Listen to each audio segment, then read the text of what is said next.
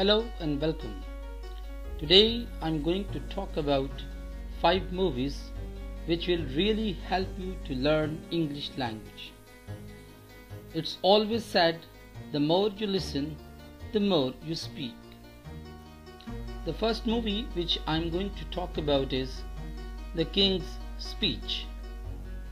This movie is 2010 British historical drama directed by Tom Hooper and written by David Seidler. Colin Firth plays the future King George VI, who has to cope with the stammer issue. He sees Lionel Long, an Australian speech and language therapist played by Geoffrey Rush.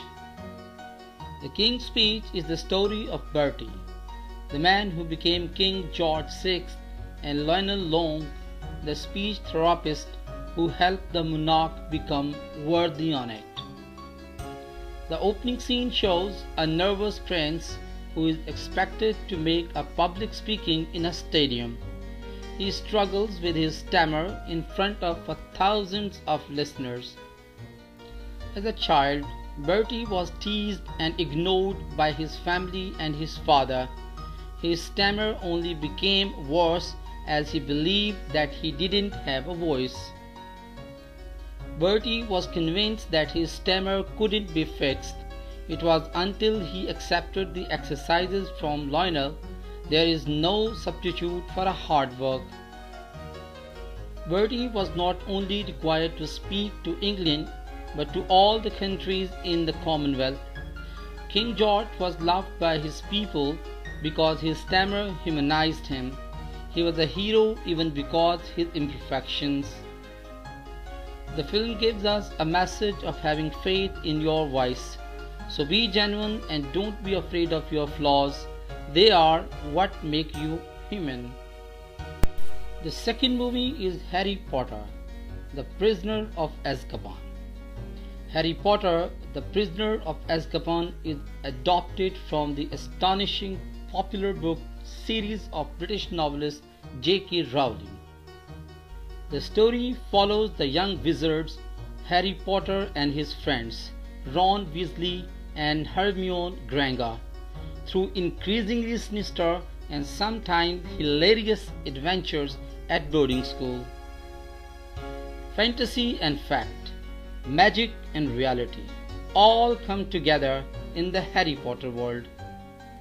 Harry may ride the fastest broom in the annual Quidditch match and he be able to divine the future. He fights off the soul-sucking Dementors who hover over Hogwarts and witness teacher Lupin's transformation into a werewolf. Harry may be a precocious wizard capable of casting the Patronus charm that will ward off the power of death. Ultimately, Harry and his friends unravel the secret of Sirius Black, the prisoner of the book's title, The Prisoner of Azkaban. The third movie is The Dark Knight, where justice versus corruption are against each other. The Dark Knight is a 2008 superhero film directed, produced and co-written by Christopher Nolan. Batman is the hero of the movie. He is primarily concerned with seeing justice done everywhere. Working with cops like Lieutenant Gordon and elected officials like Harvey Dent, he wants to restore justice to the corrupted and dangerous city of Gotham. Batman is an agent of justice, symbolizing the goodness and incorruptibility that might be the city's only hope of redemption. Joker is a showy, unpredictable, and remorseless madman. His main aim is to make the world as chaotic as possible, to sow the seeds of disruption, anarchy, and mayhem for its own sake. While Gotham is already quite corrupt and dangerous, the villains that run the street at the beginning of the film are small fries compared to the Joker, who represents a more chaotic and destructive villainy.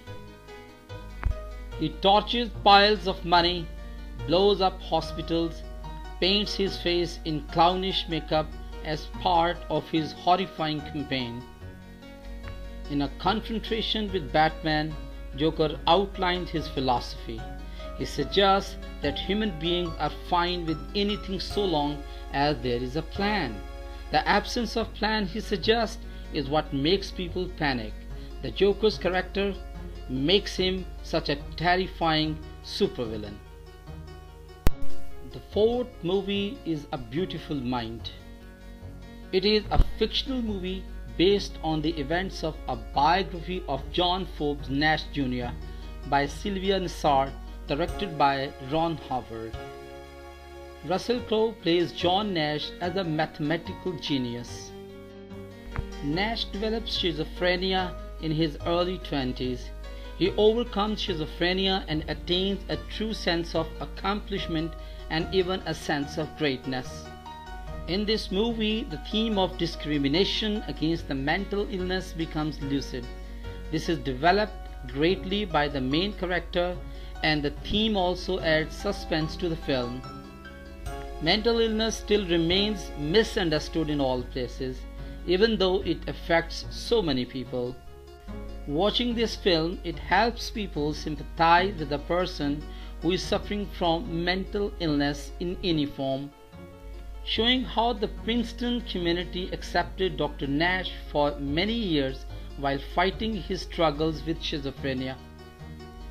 In the very end of the film, John Nash gives an acceptance speech of the Nobel Prize. This speech summarizes his whole efforts to cope up with his illness and his contribution to knowledge. The fifth film is The Lorax.